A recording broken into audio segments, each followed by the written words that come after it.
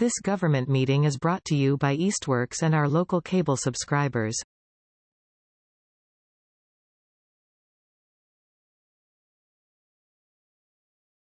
Okay, so then welcome all of you, welcome everybody watching online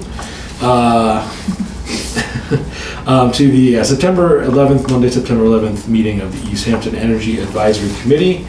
I am Jamie Paquette, the chair of the committee, joined by committee members John Pepe, Connie Dawson, as well as Cassie Treggert from the Conservation Commission, and Bruce Voles, member of the public, and still a member of the public.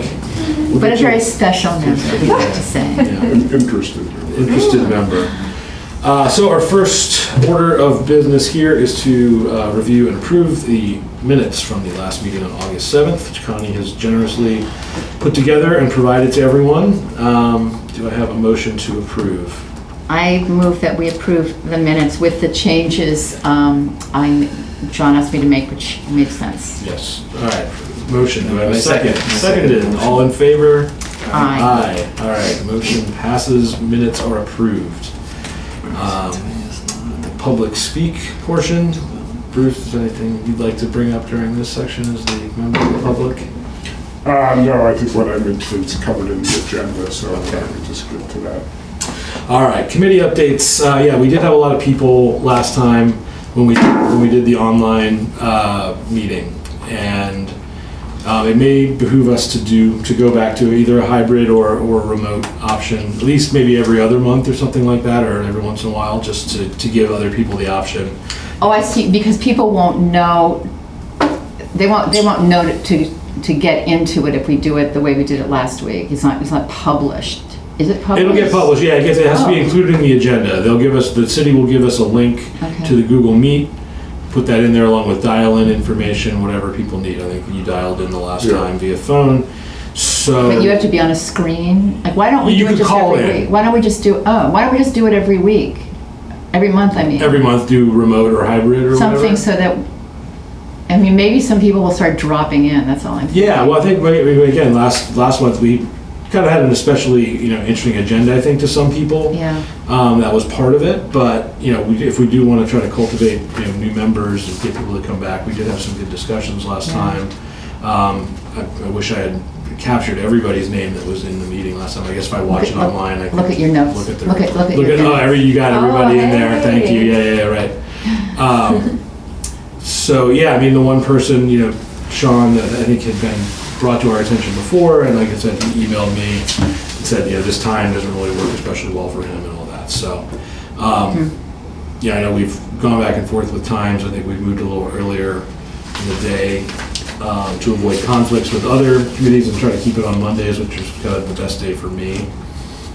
But I'm open to suggestions if we want to do try to do hybrid. Hybrid just does bring with it a little extra technological need and setup process. So Okay, well, I'm not really pushing for it. I'm just trying to. I want to say one other thing about having other people come to the meeting. I would prefer it, except for you because you're really like an honorary member. I would prefer it if we don't have other people start commenting about stuff and asking questions in the middle of the meetings. It makes our meetings go longer, and they're welcome to ask us questions when the meeting is over, but that's not really how these meetings are supposed to be run. And it's one thing if they're invited people, people we've invited to come, and we're certainly welcome, very happy to have people come and do public speak. But then in the middle of us talking about something, people ask questions, and then we have to stop and start explaining stuff. Yeah. And we don't have that much time in our meetings. I just think we need to say, that's not how this works. And please get in touch with us when the meeting's over. We'd be happy to talk to you. I don't know if everyone else feels the same way about that, but I kind of would like to leave it to the discretion of the chair. I think sometimes it's okay to, and helpful to us and solicit, thoughts from people who are attending the meeting. And I guess sometimes we just can't because I just feel like if we, it's one of those things where if you don't have a policy, then it's very hard to say, I'm going to let you talk, but next week next meeting, someone else wants to talk and we say, I'm sorry, we don't let people do that. That's, Right. But, you know what, we can, if you don't agree with that, I'm not like. No, it's not that I don't agree with it. I think there's definitely useful thought there about like how these meetings should run, and like Yeah. for me, from the standpoint of just like trying to keep track of everything, keep everything on track, and like Yeah. not run up against time when we do only have a limited amount of time each month. What's the best way to do it when we do have other people that join us? Not that it happens that often. Well, I know, but it did, and like we want. It's not a hell of a demand. I mean, part of it is like It's gonna go up. right, but then the other side of the coin for me, and kind of my thought is like, if you want people to come and join, I mean, I guess and be you can sort of engaged. make it like this exclusive thing, like you can't talk unless you're a member, so why don't you become a member? Versus, well, let's hear, we want to hear from you, we want to hear the opinions and like the thoughts, because Yeah. we're not, we don't represent the entire body of knowledge here, right, around Right. this table. God There's lots of knows that's things, not true. right, there's lots of things that we can learn from other people and the people Yeah. that show up.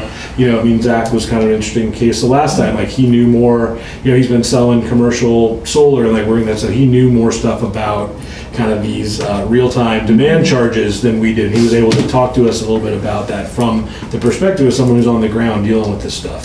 Oh, that's, Oh, actually, I didn't So- include that part in the minutes. A happy middle ground potentially could be, just from my experience with the Conservation Commission, we get a lot of members of the public, and we always do them hybrid. Yeah. And so one of the harder factors of doing it completely remote, even though it can be easier to access for you guys and people who come, Yeah. is that it's harder to like kind of control people in the meeting, but there's actually settings you can turn on so that people who you can make it so some people can talk and some people can't. Right. And basically what I do typically is I will set it so that all the commissioners are co-hosts, and everyone who's like set to come to the meeting is a co-host, and then everyone who's a public attendee, they have their permissions kind of reduced but we have a set public comment period, so that time is allotted for them, but it's just very structured. Is And it, we turn is it on at for the, them. is it at the beginning of the meeting, the public comment? There is that, but then also during each hearing for each item we do. Oh, So we oh, say, that's a hey, good That's what I was idea. gonna Yeah. suggest. I think it's good. Maybe That's a after we're great done with it, idea. at the end of any item, or if we're about to make a decision and we want to Yes. see if anybody else has any ideas, solicit it at that point. Yeah, so that's exactly right. That's how we'll structure it is, we have general public comments at the very beginning, like y'all do today, just in case there's something that people have concerns about that's not on the agenda. Then for each item, we do presentation by the representative here, discussion by the board, public comment period is like the kind of the structure. Okay. And then it's hard to stop people from kind of just talking in the virtual meeting. I think in person, sometimes people can kind of like get the flow a little more. But if you do want to do it virtual, you can kind of manually control it that way. And still everyone will get an opportunity to You can talk. just mute 'em, You right? just, essentially, yeah. So, It's a nasty word, but. I know, it sounds very restrictive, but everyone gets an opportunity to like raise their hand, and it puts them in line, and then you turn everybody on when it's their turn. And you kind of just do it that way. so there's like 7 issues in this agenda. Yeah, so here's the thing, a majority of them potentially wouldn't even have public comment. But you could end up with a very long meeting, or you could say, you know what, we're gonna hold public to the chair, and then be like, hey, this has gone on too long, we're just continuing, come to the next meeting, or send us a written comment. Right. And we'll get to it and read it at the next meeting. Yeah, because most of the stuff isn't going to be like closed out, right? Either too. So it's like if there's something that warrants further discussion, it can certainly be pushed to a following meeting. Or let somebody submit their comments, or prepare it, and maybe then we want to invite them to come back and talk about it if they're like an expert or somebody in a position of knowledge or authority. Right. Okay, yeah, I think that's useful, and I think again we don't want to cut people out entirely if they take the time to show Right, up. I and agree. want people to I participate. agree. But I appreciate that we do want to keep things flowing. We don't want to get bogged down, and we don't want to end up in down 50 alleys each time we have a conversation. So Right. And you do have that public speak as a second item. right. Like the first meeting I came to, I started talking about charging stations, and that went on for like a half an hour. Mm-hmm. So I don't know if you really want to. And you can limit public speak to say 10 minutes, or each person gets 3 minutes, kind of thing. Yeah. Like if that's what they do with like say the school committee or the city council, when they people that are just going to show up for whatever reason.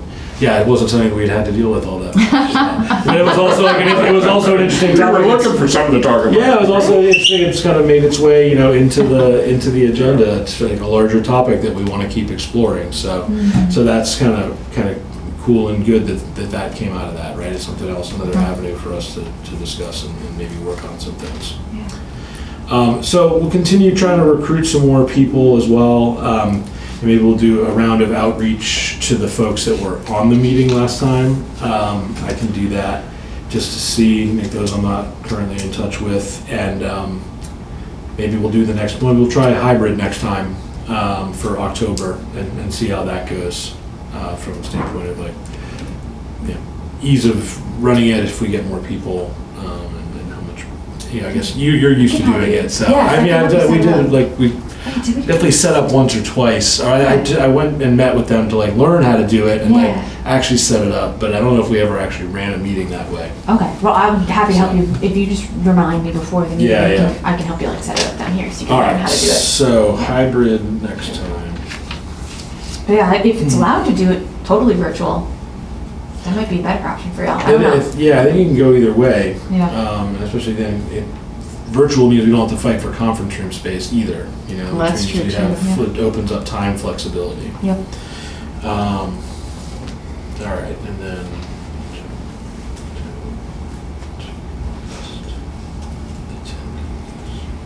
All right, so let's move on to more things here. So the municipal aggregation, so, you know, where that stands is after the contract got signed, they submitted a draft plan to the mayor's office. The mayor is supposed to be reviewing that with the city solicitor. And that has not been shared even with the whole committee yet. I think I'm the only one that has had access to that so far. At the mayor's, you know, asking. just It's until this- signed, but it still has to go. The contract is signed. The draft plan is now our Oh, I draft see. aggregation plan Oh, that we okay. are working on.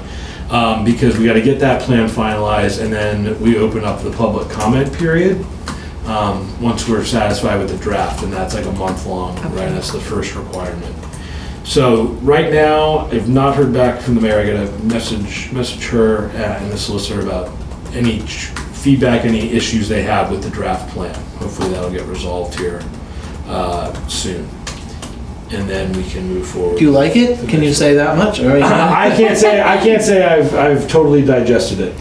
Yeah, because I just wanted to wait and see if there was anything before we get into it. Okay. So, and truth be told, like the past month has been like the worst month for me for attention span because I'm in soccer hell for the month of August and I was away a couple times. Yeah. And so my attention has been more limited than usual, which is something. So I have not really tucked into it at that level. But then there was the update last week. Connie, I know you were on there, along with me, where Good Energy did an update on sort of new aggregation legislation that's making its way through the state house, and what those changes may mean. Do you have a good handle on what was discussed? Well, unfortunately, I didn't bring. Oh, wait a minute. I do have those notes with me. You don't mean at our last meeting. What's that? No. What? What is that? Did you think I'm hard of hearing or something? You were just When yelling. was it? What? It wasn't at our last meeting, I asked, right? That wasn't the No, update, right? that wasn't in our last meeting. No. This was last week. This was something that All right, Good Energy that you did went to, or- on online, It was an on, yeah.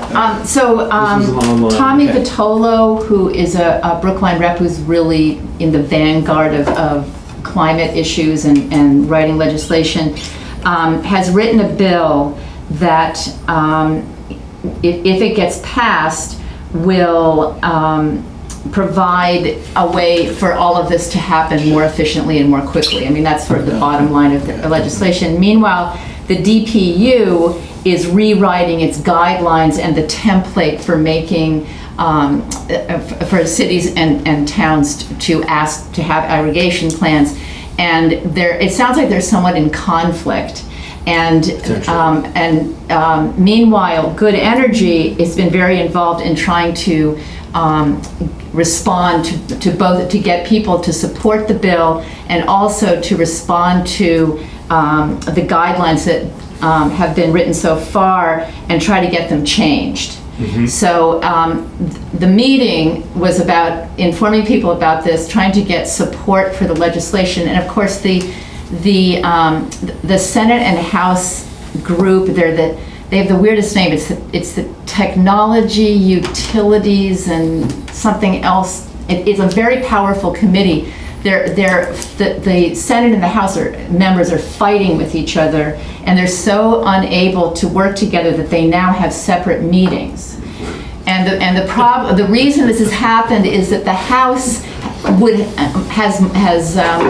has more members because there are more House members in Beacon Hill, and they're trying to pull a power play and get more power than the Senate. It's just a stupid thing. So every time any bill goes before that committee, it has to go before first the House committee and then the Senate committee, and then I don't know how they resolve it. It's the stupidest thing. But anyhow, that's what's going on right now. So the people who are organizing this are asking for cities and towns officials to sign a letter that they've drafted. Has that come through? I haven't looked at my email today, but they were going to send out a letter that they're trying to get municipalities to sign, to send to the Senate and the House TUE, in hopes that it will get out of committee, because in order for a bill to get passed, the committees have to agree, we like this bill, and then send it on to the actual voting in the House and the Senate. And often what happens is bills never leave the committees and they just die. So that's the point of getting feedback to these committees. So I guess, assuming that we're in favor of that, who would we ask to sign this? I was a little unclear what they were asking. What they were saying was that they didn't want like every individual like signing and sending something right there. Like put it in the position of somebody, like I think a mayor or a city councilor or something. Well, like that. they were saying two different things. One is that they don't want a lot of people coming to the meeting or sending emails saying the same thing, but they do want a lot of people signing the letter. True, right. And so it's the mayor, but I'm thinking that our committee, maybe, and do we want to ask the city councilors, or just not necessary? I don't really know, but you could certainly ask them and say, we're sending this on this date. If you want us to put your name on it, let us know. So, do you want me to contact? I mean, the mayor is the one who told me about the meeting, so she's certainly aware of this. Right.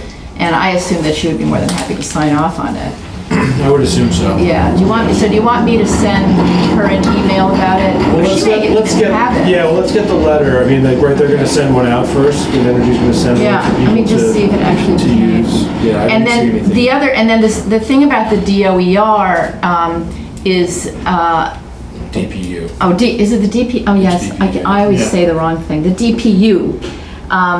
Once again, that's where they are going to send something out. There'll be like a template that people can write letters, because with those groups, you just inundate the person who's job with letters. Right. And usually they only get them from the big groups that they always get them from, and so they like it if other people will. So that you can send as many as you want. Right, and that's like the public comment period for whatever DPI changes or like the things that they may be considering. Then again, like sort of like the aggregation thing, they'll have to do like a public review period, put it out there for people to comment on, and then they can take it back and make changes or try to get it approved. And it's there are new people on the DPU now, so we don't know. Maybe this is like a no-brainer, and they'll just agree to everything, or maybe they'll continue to. I don't know what the problem is, why it has to take 2 years for something like this to get accepted. What's the problem? Like an aggregation plan, you mean? For anything. For anything, yeah. Because there was no one on the other side pushing back at them saying you got to get these done. But I think that's, the governor now is a little more motivated, it seems. But there's a huge backlog of cities and towns that have put in applications. And but it wouldn't necessarily take them that long to get through that backlog if they actually apply themselves. Exactly. It's not going to be that difficult. These things are somewhat pro forma, right? A lot of these plans, it's like not a lot of difference. And especially there aren't even that many companies that like Good Energy. I mean, they must all look almost exactly the same. There's like three or four of them, Yeah, they can't be all that different. I mean, they have to conform to certain standards as well. So, so we'll keep everybody posted on anything there. I think if we can get something with, the mayor and maybe, city council and our names on it would be good.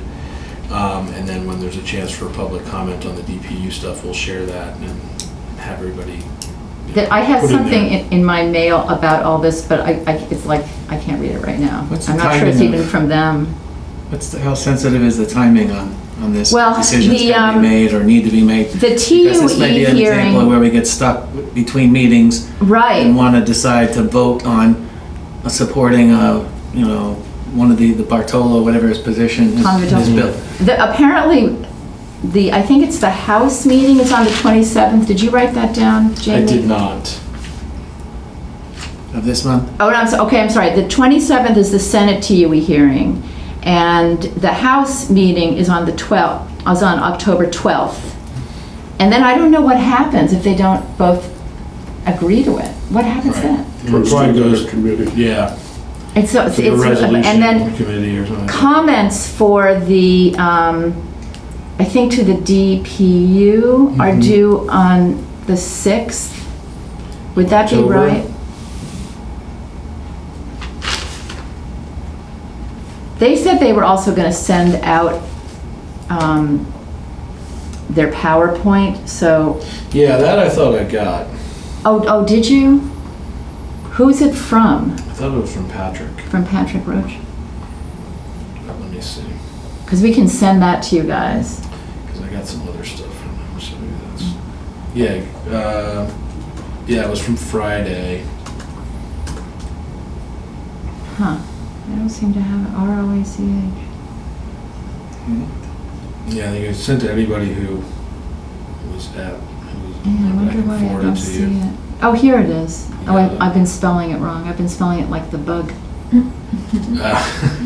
The crazy thing is I have two, there's another guy, Patrick Roche, exact same spelling, who organizes stuff at the Holyoke Canoe Club where I'm a member, so I get messages from both of them. And I don't know if it's about tennis or about aggregation. So if you want, I can just forward this to you guys, and then you can look at it if you are in the mood about all of this. Yeah. But yeah, if there's stuff that we need to do before the next meeting, Well, 9/27 yeah. is when the first hearing is, so that means we want the signatures by then. Before the 27th. Yeah. Right, okay. Yeah.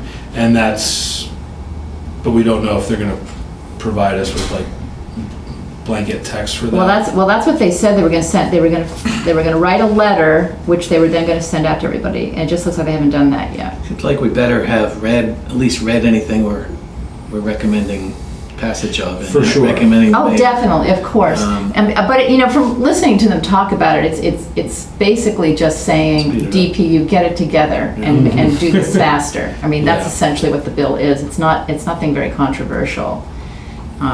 You know. Is this tied in with all the rate structure stuff, in terms of? I think it's separate. I think this is like separate orders and separate DPU guidelines and things like that. I believe it's outside of that.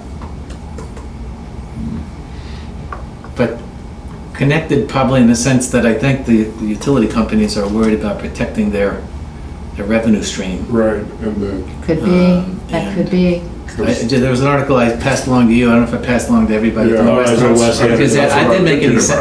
about. I read the thing and it didn't make any freaking sense to me Yeah, I skimmed it. I about what kind of restrictions they're trying to put on the irrigation programs for municipalities, but. Okay. all right. Well, I think what we can commit to is that if there's some language that we get, we can share it with everybody here. But most likely we'll be okay just to send it to the mayor's office, the city council, and see if we can get names attached to it so we can have it signed and sent back, or maybe Lindsay in the mayor's office will coordinate getting that done, put it on official letterhead and whatever, and submitted. And then if there, public comment on DPU, again, we'll share that information. You say October 6th is that. And then, so hopefully we get the draft plan approved by the city, so then we can, discuss it among ourselves. We'll probably do that the next meeting, and then we can open up public comment period and get that out to the public and let Good Energy sort of lead us through that part of the process so we can start to tick that first box That's exciting. and we can discuss Yes. it. Does the city council have to vote on that? No. No. City council's already approved, they already passed the resolution. Well, no, the contract, the city council approved the resolution that gave us the go-ahead, gave the mayor the go-ahead to enter into an Okay. aggregation contract. Okay. And then Good Energy, the mayor approved that contract, Okay. the solicitor, they've signed off on that. So there's no further approvals that are needed other than from the public. We have to, have public comment on Right, things, right. but, Okay. even then, there's not like a public vote Right. with that. We just have to open it up and then make, Right. take into consideration those sorts of Yeah. things. So next thing. All right, so the climate action plan, just been going at a steady clip here.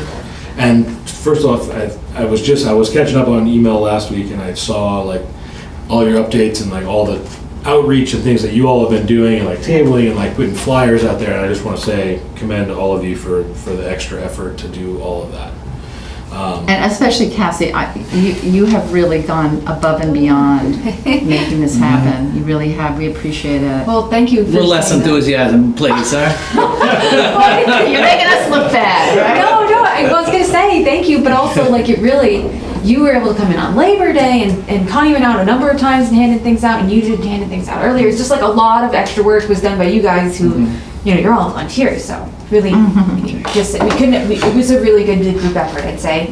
And unfortunately, I wasn't able to get a number from Weston Sampson of how many surveys we have now. Next time I see them, I'll ask them again, or I'll email them again and be like, what? Yeah, I'm so curious. Because I emailed them and they weren't able to respond to me in time I get for this meeting, so we'll see what they say. But technically, yeah, the survey like closes on the 8th, but they were like, it's flexible, it's kind of whatever you guys want.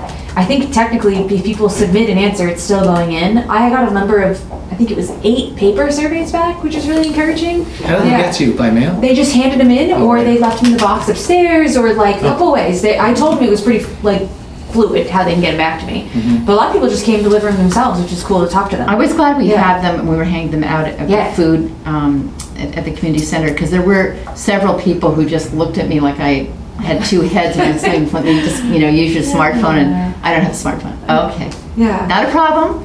It was What really category are you in? good. I am a hard copy. You're not getting out of it that I easy. was really glad that I had already like had those created based off of y'all's suggestion to like kind of make a PDF version, at least just in case. Yeah. And those are still all available on the city website if anyone else wants to print one out. But so that was a really good thing to have, so I was glad you all had mentioned that. But I need to still I'm just gonna manually enter those into the program so that it goes Thank into you. the big collective. You have access. Well, no, the I data don't. input for I'm input. literally just gonna put their information in incognito from windows the, and yeah, You're from gonna the. forge. You're gonna forge the go into the thing and No, forge it's the. not forged. Just kidding. Oh my gosh. Sorry. 1,000 respondees. Yeah. Sorry. This is tape. John's not remembering a time before the internet existed. Paper There's ruled no the day. signatures on here. Yeah. Yup. Just need to find 11,000 more votes. I just saw that. There you go. Oh God. Don't even. Yeah. Ugh. Gross. Yeah. No. So I will. I have those paper ones. I'll talk to Weston Sampson to figure out what is the right. Make sure that's the right way to do it. But I just want to make sure that data makes it into a group of digital data that we have. So I'll make sure that's the right way with them. But that's basically my focus now is shifting. We're not really doing anything more with the survey in terms of advertising it. I see a lot of the posters are still up, but now the shift is on advertising the meeting on the 27th, the event. So they're going to do 2 things that day. In the morning, they're going to come and try to interview city staff people and try to get information from the city staff about what they want in their department in terms of changes related to this to be more climate friendly, what their concerns are, all that good stuff. And then in the evening, we're doing the event for the public. And that the focus of the one with the public this time is going to be getting feedback from them about what their barriers are to making changes in their homes, things that are within their control, but then also giving them information about what kind of stuff. It's just a good opportunity to give folks information about what is also available to them currently. Like, have you ever heard of mass saves? Or have you heard about kind of smaller stuff like our rain barrel program, or our composting program, or our stormwater infrastructure like hand guide that we already have. Little things like that, but the focus will be trying to get people to help us understand what changes they want to make related to the things that they have in control of for the residential piece. Then after they're able to process the data that they got from the city employees, the next public meeting that we're going to do is going to focus on helping the public identify what tasks they would like the city to prioritize for the things that's in the city control. Because those are two pieces that we want public input on, how we can help them and help them face their barriers, and then how they want the city to triage the things that the city could do. But it felt like it was too much to put in one meeting, and better to have more public meetings anyways, generally, in my opinion. So we're gonna do that in the two, and then we can have that second one be informed by what we hear from the city staff. So that's the hope, but I don't know what the date of the next one would be. Maybe sometime later October or November or something like that, probably not too far from now. And the 27th is what time in the evening? It's at 6 p.m. 6 p.m. It would be a 50 basin on the top floor.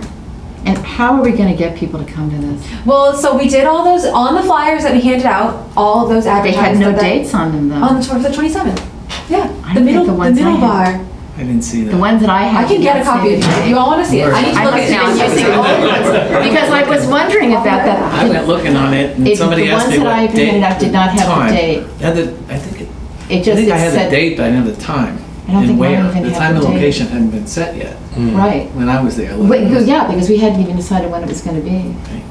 Yeah. Well, anyway, there's Well, going to be. how is you're out tabling, so putting up flyers, talking to people, like what was the overall tenor of the response that you got from Okay. people? So this is the flyer. It has the date for the 27th, but it does not have the time. It doesn't have the time. That's what somebody And that- asked me, and I didn't Yep. answer. Yeah. And we hadn't sorted that out yet. but And it doesn't has- say where either. It has, ignore that, but it has a link to the city website, so people can go. And then we also did a press release Yeah. that had the date and the time and the location. Right. And then we're also gonna do another press release, I would say like a week before. That was very nicely covered by the Yeah. Gazette. And then also what I was planning to do with the email list, hopefully it'll be longer than it was even before, because more people hopefully took the survey, sending it out to all those Oh, folks too, that's really directly. great. Yep, and I made a calendar event on the city website, so that directly sent a link to an update to folks who are, oh my god, yeah, right This there. was a stray article. Yeah. Stray photo wasn't connected to an article, was it? No, I think that's about the Hamptons. There's a very small piece in there about the climate action plan. Oh, I didn't The get that far. survey and Okay. the- Yeah, yeah. So funny. But so, wow, perfect timing, but no. So there, it has gone out. It was unfortunate it wasn't on the flyer with the date and time, but at least, Yeah. the location and the time, Told but them the to keep date it on. is on there at least. And these are posted up around town. So a couple of avenues, and it's not done yet, trying to get people to come. But I think it's hard, because yeah, the first one we did, we didn't really get hardly many people at all, which was too bad. But hope is that if we can, we're trying to make sure that we have food there, that we offer rides through the Council on Aging, which they've done through other projects, public meetings. So there's already a precedent for that. Weston and Sampson is going to have someone come who's going to be there to kind of administer like these kids' activities. So there'll be like Oh. childcare during it. Then they have like a little coloring book, little fun thing for kids to do while we're doing the rest of our workshop stuff with the adults. What else are we going to do? There was talk of potentially little like handing out these little door prizes and free things, little toys or something at the beginning. Don't forget those Lego toys. I know, well, that's what I was trying to say. So like maybe that is legit and we can do that. Yeah, I don't know, all these little things. That's good. Yeah, to try to make it more attractive. So, but it was encouraging when we did the outreach, talking to people. Some people seemed really excited about it, so I'm glad they can go. So I feel like I read something that you said that there was going to be something during the day as well. Yes. So Is that the same day? that same day, that's when Okay. they're gonna do those interview with the city staff. Oh, Yes. okay, but okay, I know misunderstood. previously, Okay. no, I don't think you did, because Oh. previously we were talking about doing like an in-person event for the public during the day as well as in the evening, but they reworked it and we're like, we really wanna get that data for the public, from the city staff, so that we can use it for the next public outreach event. Instead of just doing two that one day, let's spread them out and have it be more informed by getting this other data, so. Okay, well, that sounds good. I mean, the food and rides and childcare stuff is great. I don't know if you want to try to talk to the mayor's office about like toys and I things that will. they may have available for I that. will talk to them, because that's gonna be like my focus basically for the rest of this week, I have a commission meeting tonight, so it always like bogs me down until then it's Right. after and I can kind of reset. Right. But yeah, so that's gonna be like my focus until, and then September 15th, if you have it Right, I here, did mention that, yeah. we're gonna so- advertise it there too. Okay, that's this Friday, right? Oh my god, it is. 15th, yeah. So. Yeah. So I'll be there. you're just there on Friday, because it's like a 3-day Oh, festival, right? It's like that's- Friday, Saturday, Sunday? I'll double check with Jeff, but that was my plan, was just do the one day, but I'll double check with him. Okay. Oh, you're talking about the, The Mill Pond Mill Pond, Live yeah. thing, yeah. Because Is there- it's 3 days worth of concerts, I think. Was Well, it with- last weekend? I mean, they had a Is this- big- That was a different one. That was the Two Roads or whatever that one was. Yeah. With like, yeah, this is a different one. Yeah. This one is free too. I believe that one I believe was ticketed, and this one I believe is a free event. The Arcadia This is Folk the Mill Festival. Pond Live thing that they used to. You're right. They used to do it like Yeah. like every Friday or like now they just condensed it into like one weekend I think. And the Arcadia Folk Festival is also, It's also this is weekend, 17. right? But you know, a lot of those people do not come from Easthampton who Sure. attend that, and it is very expensive to buy a ticket. So if we were going to decide to table somewhere, I think we should do Saturday or Sunday at a free concert in Easthampton. Yeah. Mm-hmm. I mean, I can volunteer to do that Okay. over the weekend. I'll get in touch with you Yeah. about it. I'll ask Jeff, because I don't know if the plan is to have a table like set up that day. If Right. it's not, if it is, then that'd be sweet, because I can't do Saturday or Sunday. I can do Friday, so that's set in stone. I'm gonna do that day. But if they're gonna have the table set up, and if anybody wants to volunteer Yeah, to I be can- there, I can be there. modify this to make it kind of take the survey piece away and add the time and location in here. I can do that myself. But do we want to take the survey piece away? Well, we Because don't have if it's to. just this coming weekend, Yeah, maybe do we not. want, I don't know, do we want? Yeah, it's a very good point. They're just gonna, the thing of it is like, yeah, we were talking about this, John, we don't really necessarily need to close the survey, it's just that at a certain point, Weston and Sampson needs to start analyzing it. And Okay. for this meeting on the 27th, to help it inform them of what to kind of like, most people seem concerned about XYZ from the survey, or most people from the survey seem to like already know what Mass Saves was, or something like that. So, I mean, that's very general and broad examples, but, there's Well, just a whatever lot, you yeah. think. I No, mean- yeah, I think am I meeting with Weston Sampson this Thursday? Because if I am, then I can ask them about it too. Is the governor's new climate plan going to impact some of this? I would think that potentially it would mean that there's more money available in the future that we can use towards achieving some of these actions. Yeah. In the scope that we wrote for Weston and Sampson, we told them the final product needs to align whatever the most recent climate documents are from the state. It should align with the goals of the state and maybe even the federal government, whatever they have applicable. So, yeah, that definitely like is a thing that we're gonna make sure we're like. I've got a few questions. That's On really, the track it's to really get those important things. for us to be able to About give the people process, that yeah. information, useful information Yeah. about Current grants and information, yeah. incentives, yeah. Because the function of the plan ideally would be like a roadmap that we can use towards grant applications and be like, see, this is Right. a thought out thing that we want to go for. It's not just a random decision the city made to go for this Exactly. grant. So, yes. Exactly. But yeah, that's mainly my update is I'm focusing on preparing for this event now.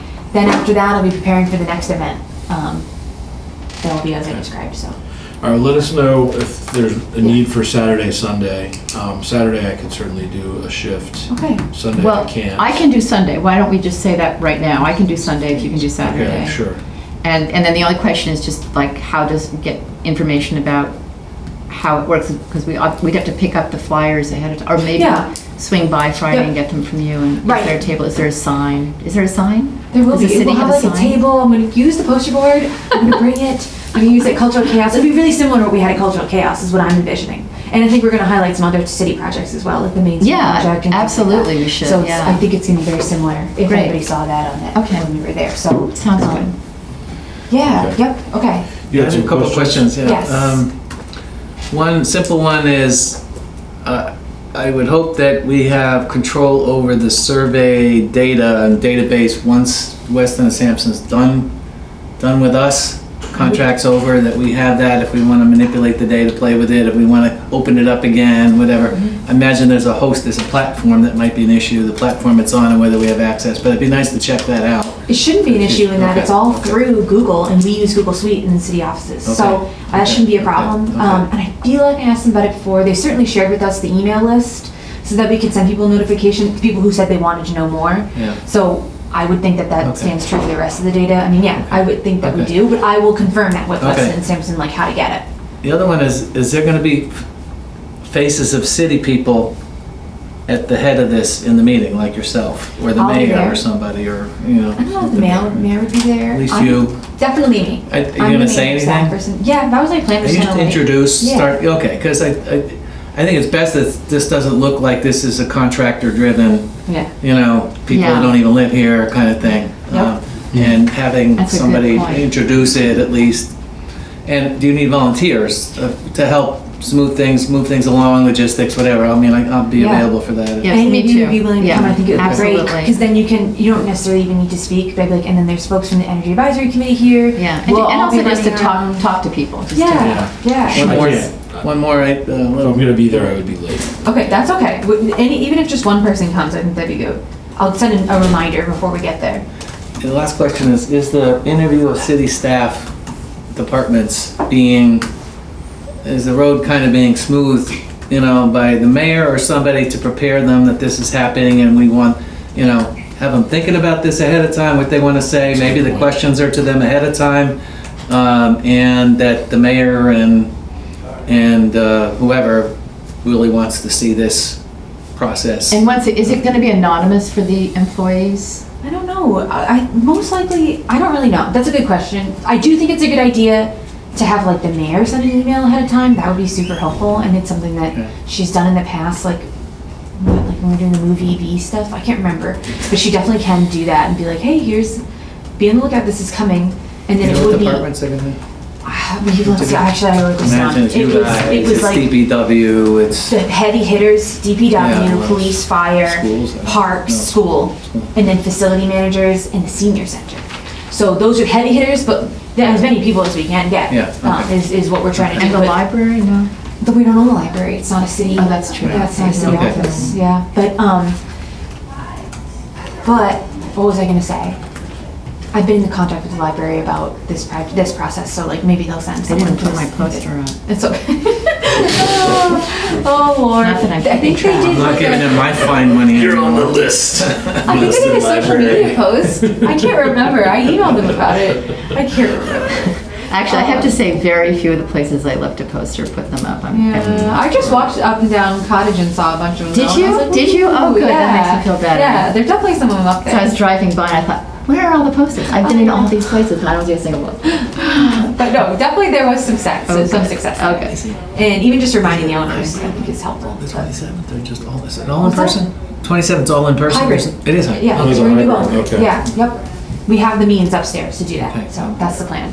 That's good. Yeah. Yeah, that's really good. That'll certainly, that'll help from an attendance standpoint. Definitely. And then, so yes, I think we should I'll ask Weston and Sampson about getting like a set of pre-questions. That's the other thing I need to like sort out is preparing for that daytime one. That one's like a little more, a newer nuance to it, that doing the city staff interview. So I'm glad that they're doing it, but I need to get that sorted out. And then, yeah, I think an email from the mayor. And would if be they great. can't, seems like a bit of a stretch to hope that you'll get representatives from all the critical heavy hitter departments on the same morning for Right. interviews, and hopefully they will be willing to do online Right. Zoom follow-ups with staff who can't come. I agree, and I think because they were saying like it's good to try to do one meeting with people because people kind of feed off of each other and realize things. they're doing a as- joint. Yes, I Okay. think so. So that helps them kind of like feed off of each oh, other, yeah, yeah. which is good. But if we don't get attendance or most people can't make it, whatever, then we're gonna hunt down. Get that I like info. that word, Not to hunt 'em say it that down. way, but you know what I mean. Like Yeah. these people, I mean, these department heads, they want improvements too, I'm sure. So it's gonna be like a friend. It should be a benefit. Yeah. To them. So it's really going to be the department heads that I think are so, going to be or whoever they Okay. determine is the Key most people. appropriate person. Like for the police, there's a sergeant who's in charge of their fleet. He might be the most appropriate person to talk to. Right. And then there's a separate public, Right. public safety complex facilities manager, and that's the right person to talk to about the building, stuff like Right, that. okay, You know? now I understand better, okay. Yeah. Okay. So we'll see. That one is a little more, I gotta get the details sorted out, but certainly will do before the 27th. And this week, that'll be the focus. And that's pretty much it, I think, unless anybody had any other questions about it. But Sounds good. So you'll be in touch with us about this weekend? I will. Okay. I will. I know you will. Yeah, don't let me forget. If you don't hear from me on Thursday, you'd be like, what the heck? But I will. My plan is to be. Good, well, there'll be a lot between now and the next time we meet as a committee, so. Yeah. Good to see how that goes and get some updates on the back end. All right, let's move into school buses. Okay. So, I guess first, did you actually meet with the Hampshire group on August 28th? No, I got a message from Okay. the chair saying they had to delay, and Okay. I mean, they're having another school system with kind of political admin crises going on. And Right. So Right. they put that down, but I had talked with, probably even as of the last meeting, I had talked with Mickey, I forget his last name, Mickey, who is the business manager for the school. And yeah, I mean, I've talked to everybody I could talk to at this point to gather information to sort of support the proposal. You know, I heard from the Belchertown Granby consortium that did a joint bid, Have a good day. contract bid, Right. service contract. I spoke with the Southern Berkshire's people who did, and I got some information through trading phone messages with the guy from the Franklin County group that had done joint bids. And some of it's encouraging and some of it isn't. You know, that's one angle is going toward joint bidding to increase our market power, attract more bidders, and possibly also by working together with these other districts, maybe be able to put in for some grant proposals jointly, particularly if it's contiguous communities like Easthampton, Northampton, Hill Towns, possibly Holyoke, because that's one of the only ways to be eligible for these grants, at least under the first two rounds of criteria, the right criteria for the first two rounds of grants. They're not giving out, you know, onesie-twosies. They want to give out 15 minimum, or, Right. you know, and if a contractor can pull together 25 buses that they're gonna retire in favor of electric buses, and those buses are going into service, say, for Easthampton, Northampton, Hampshire, and Holyoke, makes it a more competitive proposal. That's all. So one yeah. thing you did find out was that Holyoke also uses Durham, is that Yes. right? Yeah. Yes. Yeah. And they just started a 5-year contract, so this, Okay. it doesn't preclude working together, just we're all on different schedules, and there's a way to get around that if you want to do a joint contract, a joint bid. But, so the big thing is whether, I sent you an email, and when I meet with the school committees, providing I'm not in jury duty on Wednesday, because I'll find out I could call in 5 minutes, but I'll wait till the meeting's over, find out if I'm selected or not. And if they know that I might be selected for that, and that I would have to, I might have to cancel if they hold me there past their meeting time, which is 5 o'clock on Wednesday. Their meeting is at 5. 5 on Okay. Wednesday, yeah. This is with the Easthampton's Finance Subcommittee. So they got what we call the proposal for school bus contracting and electrification. What I didn't put in was the final kind of capping it off. What are we recommending? And that's what I put in the email to you guys. I have copies here, and I held off because we hadn't specifically discussed this. I don't think there's anything. Oh, I thought we did. No. Not in this form. Okay, I mean, all the okay. content we've talked about. Okay. But this Yeah. is just putting it together in a, And John and I met last week to talk Yeah. through this a little bit. Okay. Just kind of what the options are and where we think we want to recommend. Just that, putting all of the discussion, all the information that he's gathered together, and I think you kind of already reached a conclusion on this. Why don't you take us through? well, yeah, so one thing I'm seeing missing here is noting that we'd be happy to be playing a role of, assisting them in moving forward on this. This is all on them here, but first, they resolved to accomplish electrification of school bus transportation by 2035. It's not a trivial goal, but it also gives quite a bit of time for the situation to evolve with bus prices dropping and the grant situation with the federal government resolving, is this going to be ongoing past 2026 or not? And for us to work out aligning our contracts if necessary with from the different school districts with the contractors. But it sets a target, and it would suggest that they should get moving on it if they're going to agree to that. And so we ask that they just don't sign it, but it's part of your business now. You ask, it's a part of the finance committees. If you had an operations committee for the school department, operation and maintenance, you'd have them having somebody who's got the lead on it and who would meet either with us and or more importantly with the other school districts in the area and representatives of Durham or whoever is going to be involved in it. And we asked them that they involve the district manager in assisting them to do this stuff. I don't know if that's our business or not, but I've been working with him, and he's not opposed to it. I think he knows it's going to take a while, and they don't have money to do it the way that the prices buses are at today. Right. But that I don't think he'd be opposed to applying for a grant.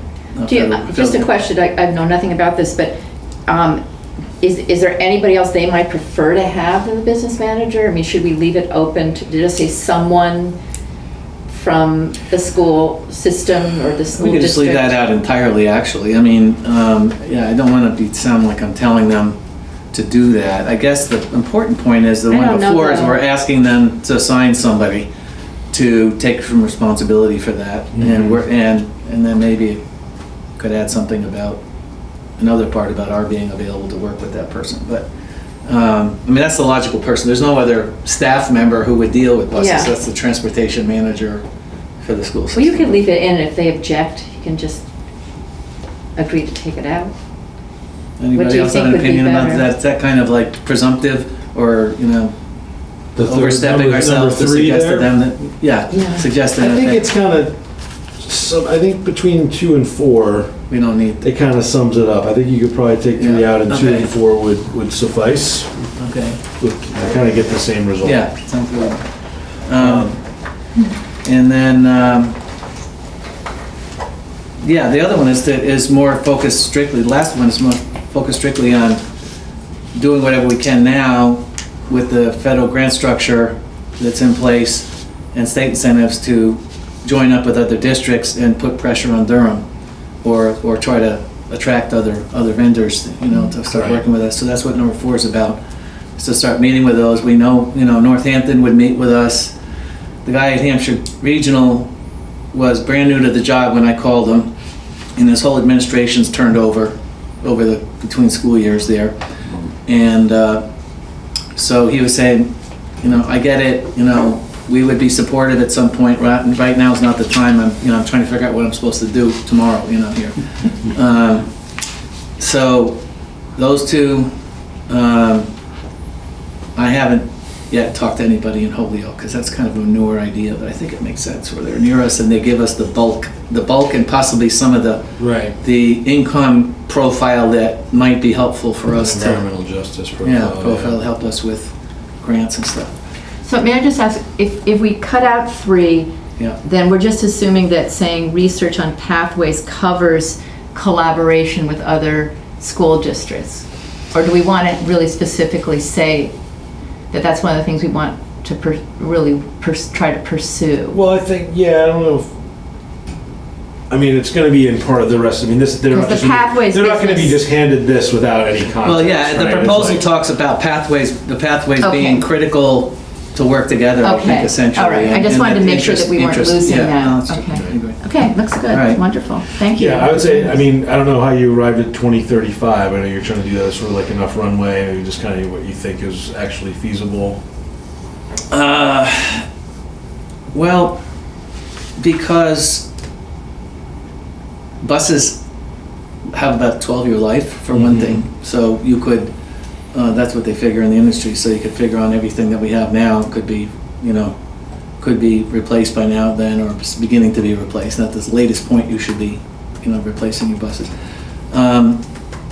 Because everyone's in contracts right now that in some ways might limit what they can do for the next 2, 3, 4 years, that it just takes a long time to do this stuff. And here's the other thing.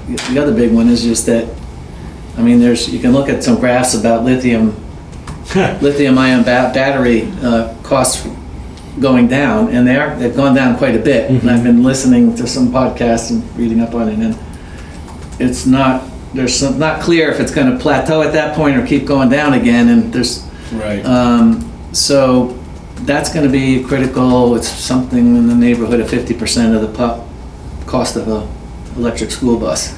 That's going to be critical for because this is really kind of a prayer for us to get a grant that will cover the buses. I think it's possible, but it's $5 billion, and there's 300,000 buses out in the nation. And, anyway, so. Okay, I just think we could push it to be a little bit sooner than that. It's just a resolution. It's not going to be binding in any way. Like, I think just to put it on, I think 12 years removes a little of the urgency of it. We spent a lot of time. I know you've done a ton of research and like that. I think if we could. That's fine. If we could get it, a little bit sooner. Like 2025. What do you want? 2030. Maybe 2030. Next year or nothing. We don't have to be stuck on round numbers, but like 2030 would be good. Maybe 2032. I don't know. Let's say 2030. It's still 7 years. That's still more than it's still way past our existing contract. Landscape's going to change a bunch there, whether it's from a cost perspective, or it also gives a supply perspective. It's one of those things where people say, "Well, I'm probably not going to be on the school committee by 2030, so I don't care. We'll say whatever date we want." Even what I'm afraid of with all these targets and roadmaps and stuff is, let's see, I'll be dead by then. Well, these are all diesel buses, right? The ones we have, So is the health issue for the kids? Absolutely. Yeah, for sure. That's one thing I'm thinking about. I was asked to tone it down a little bit in my PowerPoint by the business manager because he felt like we were, we don't want to frighten the school committee and parents about the risk to their children. On the other hand, well, it's the truth, though. It's the truth. Well, it is. We don't know how, he had said, our bus, I had data about emissions from nationally from diesel buses, and he says, well, ours are not that old, or ours are more updated, and there was a program. But there is research that says that any kid sitting in a school bus. Yeah. Again, my perspective has higher risks. Yeah. Lung issues and asthma. My kids are on the bus every day. No, it's in the PowerPoint, and so what you're getting at is that's a reason to hurry this up. Yeah. For me, that's one of the biggest reasons. Again, my kids ride the bus every day, and my youngest is class of 2032, I guess. So he's got another 9 years potentially of riding like a. But he may get 2 years with an electric bus. Well, they have documented it. You may not know this, but they have documented through some, scientific analysis. I think this was University of UC Berkeley.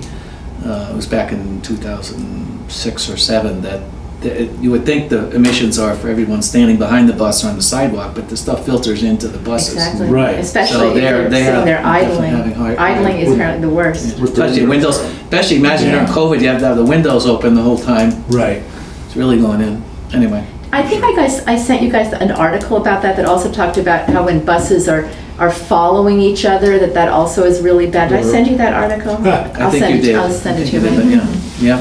Well, let me know what happens with Wednesday. Okay. Call after this and figure it out. Yeah. Because I could potentially be there Okay. to do it if you can't. Okay. I'd rather not push it off. Okay. Yes, but I also don't know all this stuff as well as you do. Yeah. So. Does anybody know what time they shut down juries? Yeah, so that's not going to go to 5. It wouldn't go to 5. All right, so chances are I won't be missing this. Yeah, okay. Even if I get selected. So I guess that's the other question is, do you want everyone on the committee to come and support? It doesn't hurt. I can be there either way. When is the meeting exactly? 5 o'clock. 5 o'clock. Wednesday, and it's here. Here, I don't know. I don't think I received a room, mention of a room It's thing, but it upstairs. should And be, it should be upstairs. yeah, But- the top floor? Top floor, I would imagine, the Yeah. school department. That's the 13th. I can Yeah. confirm that and send you guys emails See, I'll about do it, let me see. it. Okay, that's all. Okay, Yeah, I can do good, we'll report back, see what sort of reception we get there, and then, yeah, any other, additional contact or information you get. All right, so I will change that. Keep it I'll change that to 2030. Yeah, let's do I'll it, put your initials behind that. please. And I will take out number 3. it. Think of his children. That's right. Yeah, I'd be I'm up thinking of there, your children. I bring my kids with me. There you go. Have him cough a lot. Yeah. Oh, Lord. Oh, Lord. Lord. Silly. That's silly. All right, then let's move on. Anybody else have anything on that front? If not, we'll move into the EV infrastructure thing, which the real quick bit is, I guess after the last meeting, we did find out that the demand charges now have just gone away. Wicked. Yeah. Well, we found out that Deerfield wasn't paying them anymore, and then we were like, oh, I wonder what's going on there. And then within a day or two, there was another email on the chain that said, oh, as it turns out, we're not paying them anymore either. Demand charges for chargers. They didn't get rid of demand charges, period. For a charge. No, as far for as I charger, for know. municipally Yeah. owned chargers, I think specifically. Yeah. So is there any sense of what impact that's had? I don't know yet. I need to look, frankly, I need to get the most recent bill from the DPW office to see. Because that was the thing. I think we got one in July, didn't have it. And then August surely has come out now, or is coming out soon. I would think that we'd get the bill for August. And then we could go from there. But I would think that it would have quite a big impact. And then we're still charging fees to use them. So it might now Right. be in a place where it can offset. But I apologize. I need to do a little more research to figure out what the bills are showing now. Okay. And I spoke with the gentleman, I can't think of his name. It might have been the same person that you were talking to, John, about the business manager. What's his name? Do you remember his name? Here, Yeah. Nick Bernier. Yeah, I just talked to him today about for the For EV the chargers at the schools, school. yeah. Because they didn't have them even turned on yet. Right. Because they were like, we don't have a plan to pay for these, which is very reasonable. Well, Um, we still don't know whether or not this now means that whatever people pay will cover the cost. Well, that's the question. So I'm not sure, and that's what I want to see if, based off of our, at least 2 bills, if it's reasonable to say, but maybe it might be reasonable to say that they match up or don't or whatever. At least it'll be a start in terms of data to see that. I don't know what the use will be like at the school. Is the difference? Is that certainly How many teachers, I guess? Well, yeah, how many teachers during the day? But then when they do like events at the school, like people might use them. It probably won't be the They're same gonna get use. used. Definitely. Well, people Yeah. were trying to use them when they first installed them, and they were like, "Whoops!" So definitely somebody wants to use them at least. Well, and Steve, when he was, talking about that, was saying that from his point of view, maybe we should just raise the rates. Well, that's another And discussion. have more Yeah. chargers around, because people think people pay whatever they have to pay to get their gas. Right. And, I think it's something, I don't know who would make that decision, but Right. I don't know what we're charging now or what other places Well, are charging. right, 'cause, ChargePoint is the one who controls. Oh, the they whole- set the Well, we rate? They don't No. set the rate, no. You can set that You can if set you the want. rate, but I'm just saying they're the ones who manage it. Yes. So they're like a program, and they have basically different parameters under which you can try to It's a lot of different options, which is pretty cool of how you can set it and how you can set it to fee people. It's really confusing because it's the word charge and we're charging. I try to say fee. I know. So we're gonna fee people. We have a set amount that we're doing for the city one and the one in Lovefield. And basically, I wanna say it's 25 cents per kilowatt hour. We're doing it based off of kilowatt hour, not time there. And then once it's fully charged, I think it's $1 for every hour that you're in the space when you're charged. Because we want you to move your car out of the spot Right. Well, once then you're you're done gonna charging. charge more than $1. I can't remember what it is. No, just to, but You get a to, parking ticket, it's $15. I don't know. We're trying to get It's people. also $1 cheaper than you would put coins in a Right. meter for an hour. But there's no but we don't There's no- charge we for don't have any parking. meters in Everything's free. Easthampton, yeah. So it's kind of like that. Ostensibly 1 hour parking. Yeah. I can't imagine I've ever seen anyone get a parking ticket in this Yeah, town. yeah. So the point of it was to try to make it fair in that if you do it per kilowatt hour, it's comparable with gas prices, and it's, makes more sense depending on how efficient your vehicle is, and it's a little more fair in that way. And then also it's comparable to what other people in the area are charging. That's the question, yeah. For their machines. Right, that's Some what we need places to just know. do a flat, $2 an hour or whatever, and some Right. people do it other ways. There's a bunch of options.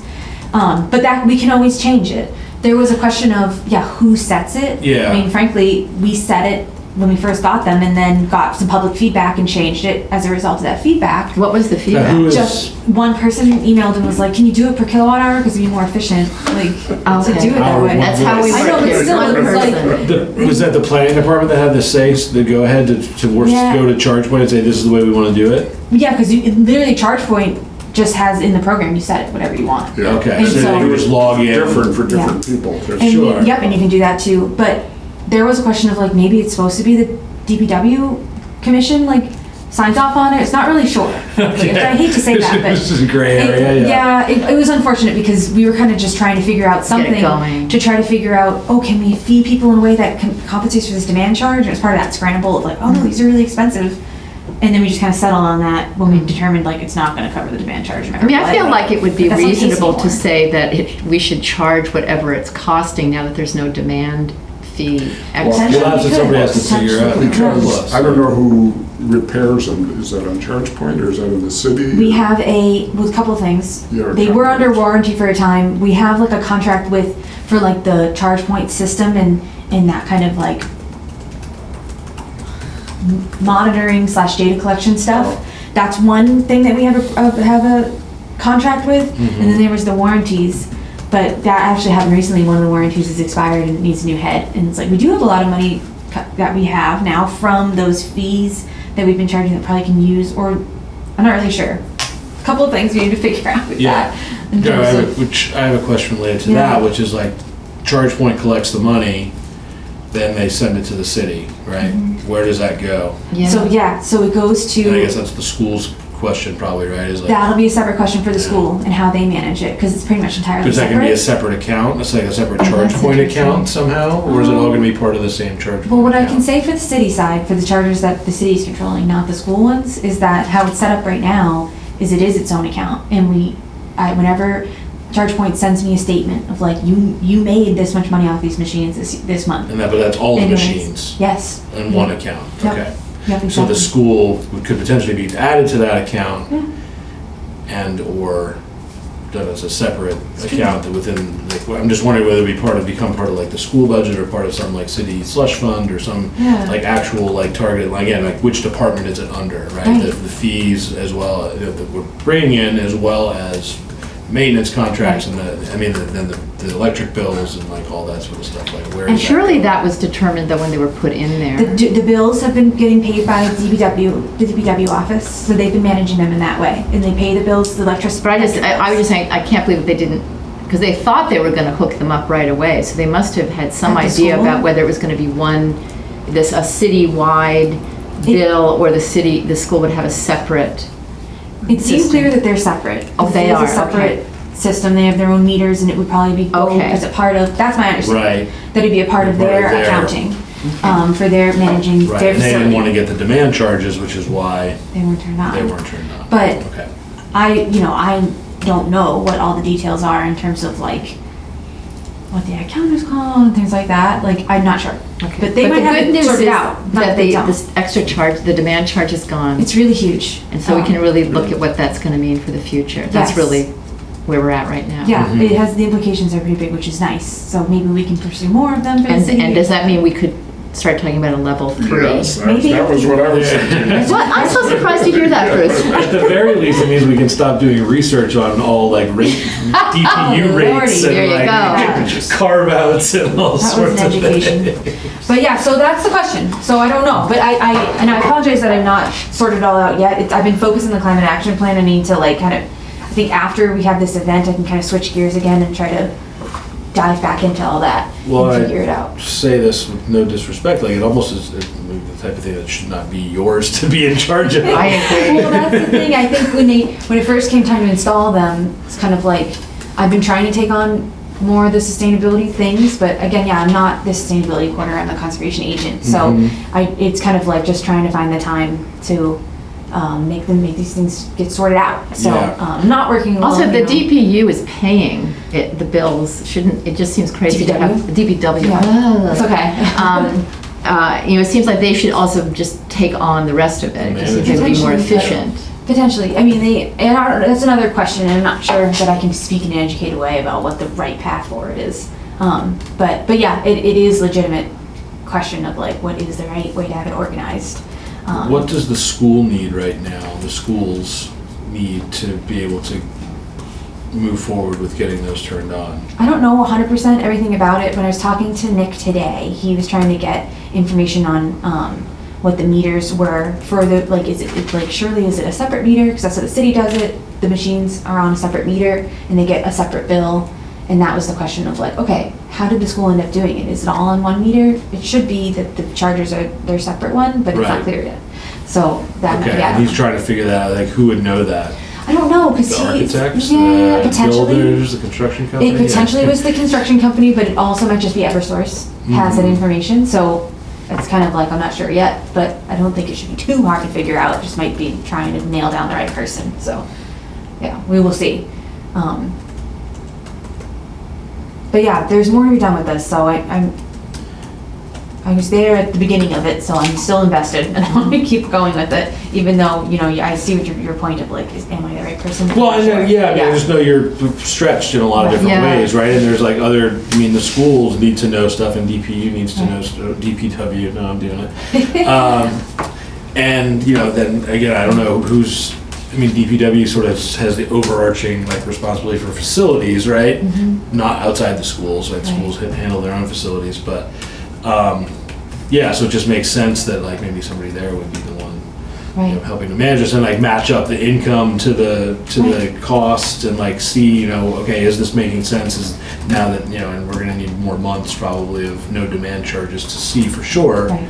And then like think, okay, like let's get 6 months worth of data and then let's sit down and figure out like, should we adjust these charges? Should we do, you know, is there other tweaks that we should do versus, I mean, you don't even necessarily have access to the electric bills, right? Or I do in that. to some of them. I reach out, either I can get them from the DPW office, but also in the past, I just call Eversource and like, can you just give me a write-up of all the bills since this chunk of time? Okay. Because that's what I did before. I was like, what are all the bills that we got like this past year?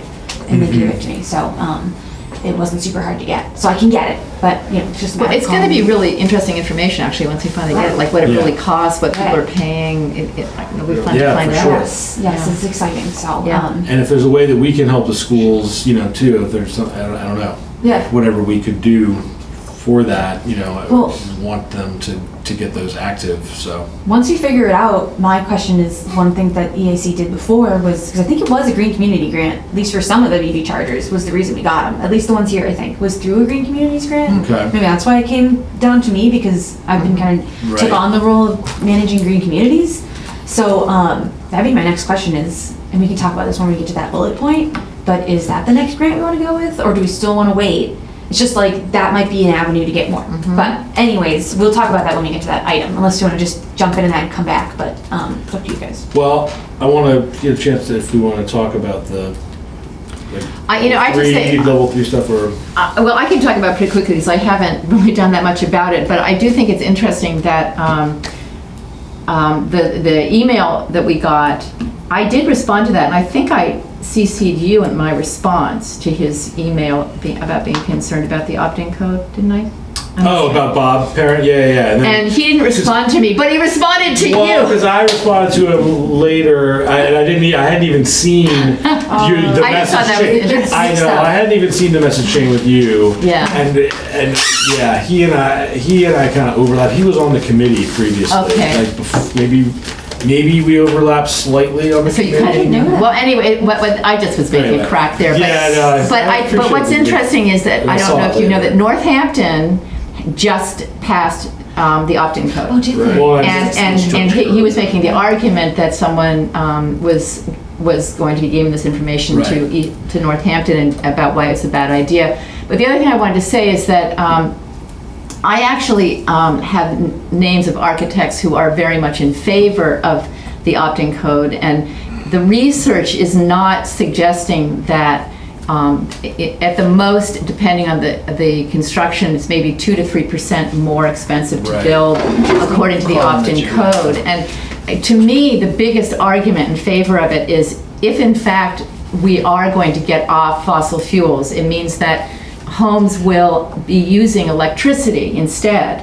And if we are doing new construction and we're not requiring the wiring, even if the buildings are not all electric, but if we're not requiring that they be pre-wired, then when the time comes that everyone is going to be on electricity, those are all going to have to be retrofitted, which will be very expensive and difficult to do. And I think it's a legitimate argument to say, fine, you want to build a house that just uses fossil fuels for whatever reason, although you do have to meet the building codes, just put in the wiring so that when we put in the heat pumps, we won't have to pull all the walls apart in order to do it. I mean, that's to me is like the primary reason why it should be passed. I meant to bring some other documents that I have, and I didn't bring them with me as I was running out of the house, but I think there are very strong arguments to be made in favor of the opt-in code. And what I'm wondering, I have not been in touch with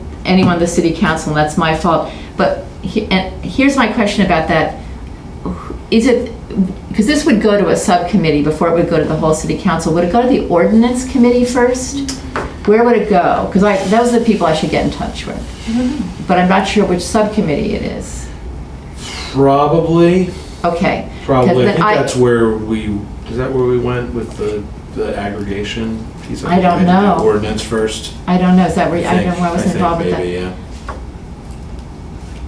I'm just trying to listen to both. Oh, I didn't know what you were doing. You had such an alert look on your face. Anyway, well, I know we jumped into this. I didn't mean to leave the EV stuff behind, too. I wasn't sure if we actually... Oh, I'm sorry. I thought you were moving on. Yeah, no, but we didn't talk about level 3 chargers. Oh, well, let's do that. So sorry to jump around, but I just like... No, I want to talk about that. Yeah, so definitely. let's stay on that for a second. Do you have sorry. stuff?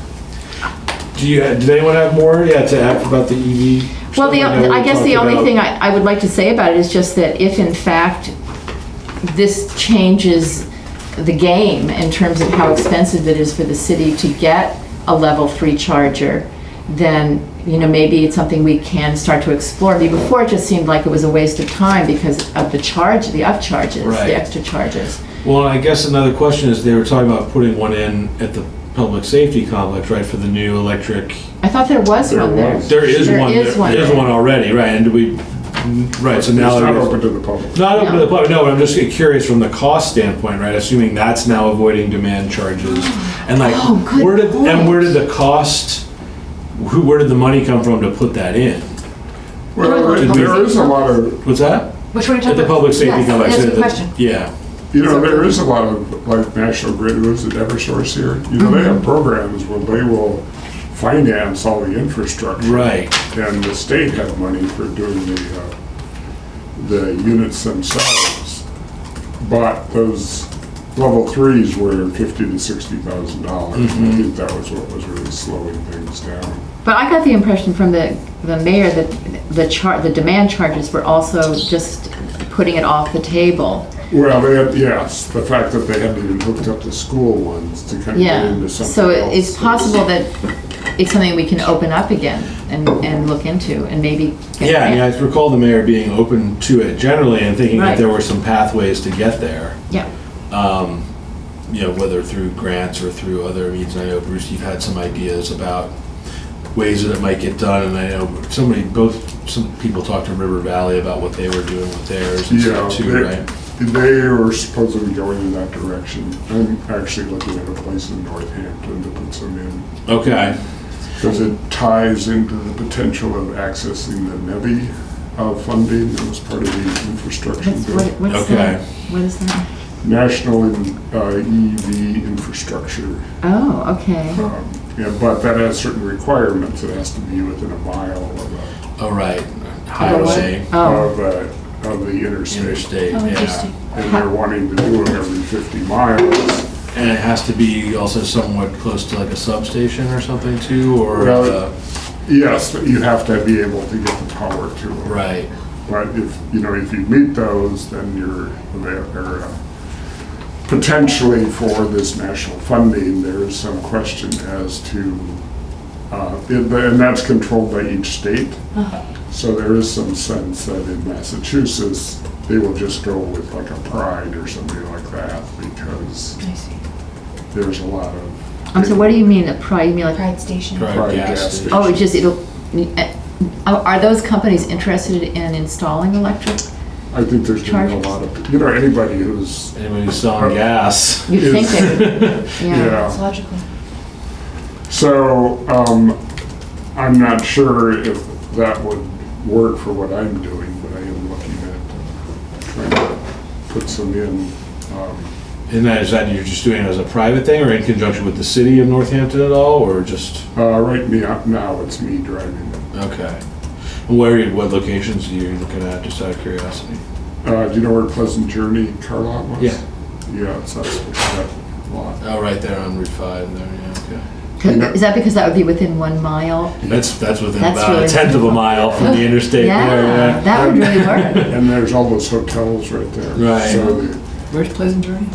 Right next to the Florence Bank ATM, right by the Rotary at Conn Street and like the bowling alley. Oh, you okay. never bought a car from him? No. So that's Northampton. Yeah. Yeah. So, She's. well, it's not that far. So the concept It's is, okay, you can buy one for Northampton. yeah, Easthampton. Well, I know, I'm just, Okay. that would be fantastic. Because, we were talking about possibly putting it on city-owned land. Yeah. I just have a feeling that would get very complicated. Contentious, I mean, it'd be great, but it's hard to imagine that the complications of that seem like it would just be almost impossible to make work. I don't know. Why? private, public, sort of, I don't know. Oh, it's it being privately owned then on. Yeah, exactly, Yeah. yeah. So in your case, this would be privately owned, a privately owned one that you would do, and operated as sort of like a business where you're charging people like a subscription or like a It per would be a use charge sort of point thing? setup. Just be a charge point setup. Yeah, because they have the whole network thing. Mm-hmm. It's nice. So It's that a and good system. coffee. Yeah, there you go. Yeah, you've got 30 and a half an hour to an hour to sit there. So. Hell yeah. Right. That's funny. Interesting. And so then you're looking at grant opportunities and things like that. What are the things that may help pay for it? Yeah, Yeah. I've already contacted. It's National Grid over there. And Oh, it Charge is? Point. Oh, Okay.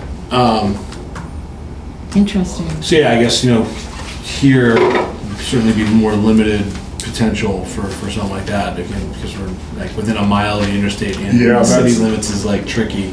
That's not really going to work, but if River Yeah. Valley really puts them in, goes in and puts them in there, I think that would Be great. really solve the issue here. And he seemed fairly interested in that. Well, that's interesting to hear. Yeah. All right. Well, I will certainly see what else the mayor may have in mind too for stuff like that. I mean, again, if we can get the school, I think the school thing is the first bit. Like get those up and running, and then think about the next level of what happens from there. Because even the level 2 chargers like on Ferry Street, particularly like they had the concert last weekend, people would just park and that was it, because they would sit there for 8 hours. Right. I mean, actual electric cars, or people just Yeah. taking the spots No, with other electric cars. cars. That they were Well, staying there much after they had filled. Well, in 8 hours, you're not going to get a fill, depending on what. Was it level 2s? Yeah. Oh, really? You're not going to 8 get a hours? full charge in 8 hours? Well, Not Yeah. depending on your car, if you have okay. so there will be a bigger need. If they were charged, they'd be getting charged $1 an hour to be there. So So it won't be. We have, wow, that's really bad. That $4 charge. compared to free. Right. Well, anyways, I will look into all that. So Well, I think this is really exciting, and I appreciate your sort of bringing it up agreed. and making us aware that we should be thinking about it, because we hadn't really been talking about it at all. Yeah. It's all So, on thank you. pause. Yeah, if there's a way we can, again, support the school effort in some way, or, I don't know what that would be exactly, but I'd really like to help them get those up and running, because, Yeah, well, if nothing else, we should publicize it when they're finally up and running, because, I mean, the whole point of this is we want more people to get electric cars, Yes. and if they see that there are chargers near where they live, Well, kind of, I'm just thinking or of work. this, that's a good point. So I don't know if y'all remember, we did the Move EV event for employees at the city hall, I don't know, a couple months ago, I think it was in June. So they want to do another event at the school. So if the Great up and running by that idea. time, Oh, yeah. we could highlight them that way as well. So Great and that is idea. against employee focus, not for public focus, but trying to help employees convert their cars to electric vehicles and the fleet of the city, of course. But that's kind of a separate thing. But that's a good point, Connie. I didn't even think of that. And then if we're really going to get into it, we should have chargers at the high school as well. Pretty cool. So who runs that EV? Move EV is a company, I want to say, out of Boston area. His name is Dave Lewis. David Lewis is like the CEO, I think. I think it's like a small company, but they basically have created a kind of like software for fleet management tool for the city to use, and then help like triage when to switch cars and what's the best car to switch it with for fleet vehicles. And then they also created this program for that employees can, and maybe hopefully someday residents can sign up for, where it's just like information on like, hey, these are the EVs available. These are the ones that might suit your needs, depending on like your answers to the survey. And these are the tax rebates you could get for it, or like incentives that might be available to you. It's really just an informational thing for residents. But for the city, it certainly has like a executable function in that way. And not to derail things, it's 4:30. So, It's 4:30, Sorry, yeah. were you gonna add something else? Well, Unfortunately, I don't have to stop it for just for anybody else. to jump around here, you know, if they would do this, something like that, and maybe tie it into the induction stove event. Yeah, which I would certainly be willing haven't. to, Yeah, which I like, also need to get bring my on. car, because I could stop all Oh, the time. yeah, that would be for- great. That's actually something that they're not interested in setting something up for residents. They only want to do it for the city At employees. this time. At this Okay. time, the focus is on city employees. Okay. But I don't know, I feel like potentially it could Because expand. it would be great to do in one of those events where people bring electric cars and you get to. Because that's what we did last See time, them. and it was like, yeah. And that's Yeah. the thing, like, with the climate action plan, there could be more that we could figure out. Like, we do want to do it for the residents, even if it's beyond, not with Move EV, but some kind of like electric car show, or like, like there's Yes. cool stuff that you could do that could try to get the rest of the public involved or just knowledgeable about it. In terms of the induction stove thing, I think that's another thing, that you could have an event for that. But specifically for EVs, it is a question of like, what else could we do? And I think that if not through Move EV, certainly through the climate action plan, we can identify it as an action Yeah. that we want to have happen. In the interest of time, could we Yeah. do green communities, and then I think I might need to hop. You but- can. It'll be really quick, honestly. Yep. So for green communities, the annual report, I think I mentioned this at the last meeting, they're switching to a new, like online reporting tool, which hopefully should be Great. really cool and make it a lot easier than this big crazy Excel thing that they send you with multiple sheets. And it's gonna be in the program that we already have called NEI. So that should hopefully streamline everything, but I haven't seen yet that it's been released. So I'm just kind of waiting to see when that comes out. But I'm assuming it would be some point this month. So, and then they usually doesn't take super long time to finish the report, in my experience. So, typically it's due at the end of October, early November, so. But you said, you also said last time that if we wanted to get in on the next grant proposal, you had to get this done much Well, that was sooner different. than that. Not the report, but that's the grant that we have open with them. Oh, So that's the oh, other piece. okay, We always okay. have to have our grant, our reporting done and on time to be eligible for the next grant round, which is very reasonable. But for the next grant, we have to have closed out the grant that's open, which is the one for the Teslas, for the Right, police. right. And I actually got a message from Jane Feister, who's like the main person that I talked with for DOER about it at the state. And she was like, the contract ends at the end of this month on the 30th. And I was like, oh. So she was like, you can extend the contract if you need to, but I was like, I don't- Contract? That's what the grant is. grant Oh, it's called a Is we contract. kind of like Oh, enter okay. into a contract with the state. Okay. That they like are gonna reimburse us this money for it. Gotcha, okay. It's pretty much done. There's like a final pieces that I need to do to close it out. So I was like, we can do it by the 30th, because I wanna close it out. It seems not worth it to extend it and use up more time when it's like, let's close it out and see. That's the question will be, and maybe this is more appropriate for the next meeting, but the question becomes like, well then, as soon as we're eligible for the next grant, do we just want to go for it? Or do we want to wait until the climate action plan is done so that we can really target something and so that we're ready to use it? Because the climate action plan should be done in February. So it's kind of like, if we enter into another grant now, we'll have to wait until that one's done again to Right. go for the next one. And I don't think we're ready, we don't have an ask ready to go for October anyway, right? Yeah, Which is the next no. deadline, so. The only thing I would think is either more EV chargers, now that that's an option, or more electric vehicles. But yeah, I agree. I feel like we should And what's just the wait. amount that we can get generally? Well, I haven't seen it if it's updated since then. But before, for an electric vehicle, it was 7,500 per vehicle. Right. And what But is other it for things we could chargers? ask Do you have any more. idea? Don't know. We could ask for more money for something like that potentially. Yeah. I mean, if there was a lot of money for chargers, it might be, because wouldn't we have them installed by February? I just don't know if I'm not confident of whether or not I would be able to have my ducks in a row. Okay. Yeah. All right, well, No, I think you're the one who gets, so Yeah, I I think so. I apologize. think Do all the that is work. too bad. You don't need to Like, I don't apologize. want that to think be the reason. It's All always right. been in my mind that it would be early next year when we're thinking Okay, about like. so how does, if we don't do October, when's the next one? They have a spring one, so they do it Oh, twice a year. then that- Yeah, Yeah, so that twice a makes year, that's what I'm sense. saying, we do it in the Yeah, spring. and then by we'll have the really will climate know what we action want to plan. do. Okay. We'll have a Great, better okay. understanding, again, this whole demand charge thing changes the game on some of the charger stuff and like, but there may be some other priorities, again, maybe these meetings with city departments will unearth Yeah, some new that's true. priorities. Yeah. Or meetings with the public around the climate stuff, I mean, so we may identify some things we want to do. The grants can be cool. They can be pretty beefy. It can be like building retrofit stuff. So Yeah. the easy ones are the EV chargers in the vehicle. I mean, easy. But Yeah. there can be a little more to them if we want to. So Right. it might be worth looking. But you're still gonna try to close out the current one by the Yes. end of the month? Yes, either way, I feel like we just need to do it because it's really just waiting on me to do the last couple tidy up things and Yep.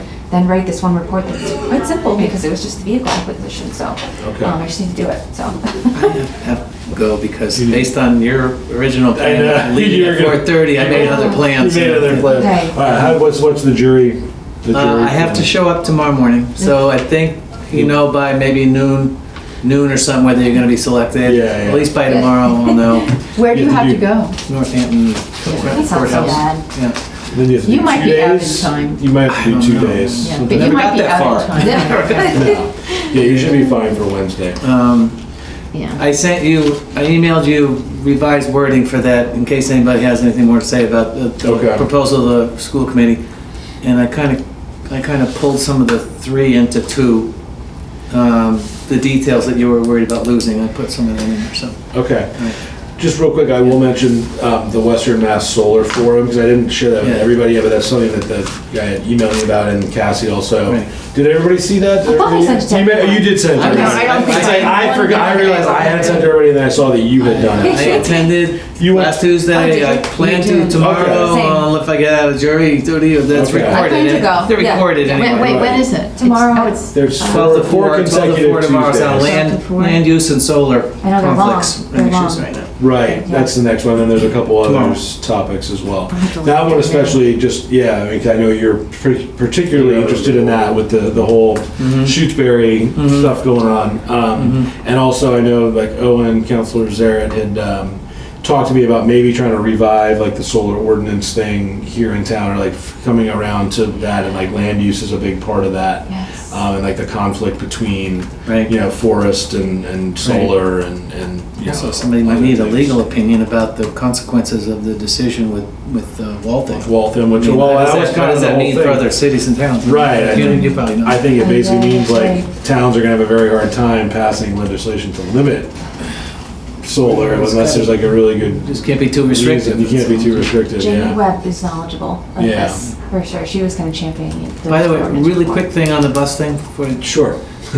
You had asked about, it was up in the air as to what the city council was up to relative to electric school buses. There's supposedly an interest, mayor. Oh, passed and that- buses, not school buses, but buses. You're talking Well, about I had heard Connie electric and- buses, and I thought it was the Right. same subject. Well, I think they're interested. Well, anyway, yeah. I called Connie and Yeah. spoke with Connie. Oh. Yeah. It's really not about the same thing. It's not No. about electric school buses. It's Right. about more of those, what do you call them? Trolleys. Quaint The trolley jit- the type jitneys. things, yeah, Yeah. to kind of solve some transportation problems. And they were for- gonna go visit one in seniors and Plymouth. others. But- Anyway, that's all. I didn't Okay. pursue that too much, Okay. but I just clarified. Okay. But she is supportive of what we're trying to do. Cool. Okay, well, that's good to know, because she is running again, right? And so, okay, thank you for, I look forward to Right. more reporting on the solar forum Yeah. stuff. And then if you all want to go, we could probably just meeting and then we Well, can talk stretch code like separately, just like a quick follow up. Yeah, because I was just gonna, I just have been distracted, I guess, because of summer. But it is interesting that Northampton has just adopted the opt-in code. I am very strongly in favor of it. I know that there are concerns, but I actually went to a webinar last week, and there was a lot of discussion about that. And the general feeling is that a lot of people aren't very well informed about it, or they just don't want to do it, because it's new. They like the way they've always done things, and if we as a city believe that there is a climate crisis and that we need to get off fossil fuels, then this is an obvious thing that we should be opting into, in my opinion. But I did want to ask that question. I think I'll just I don't know who the chair of the ordinance committee is, but I'll send that person an email and ask whether they're the people that I should be talking to. I think it might be Salem. Why do I think that? I don't know, but I'll look into that. Yeah. I'll try to get on the ball. I have not been on you put me to shame. You're all I don't think volunteers. so. She's the one putting us to shame. Well, yeah, but she's getting paid. That's my job. Also, she's so young. She's got that Right, energy. she's got all that energy. By 6 o'clock.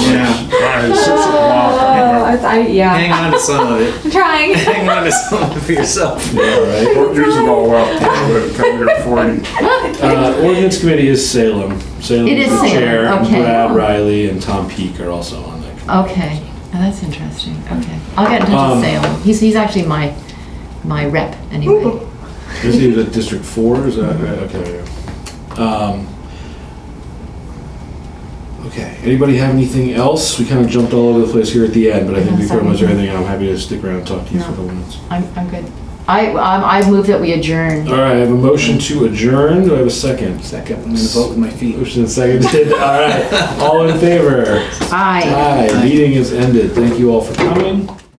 This government meeting is brought to you by Eastworks and our local cable subscribers.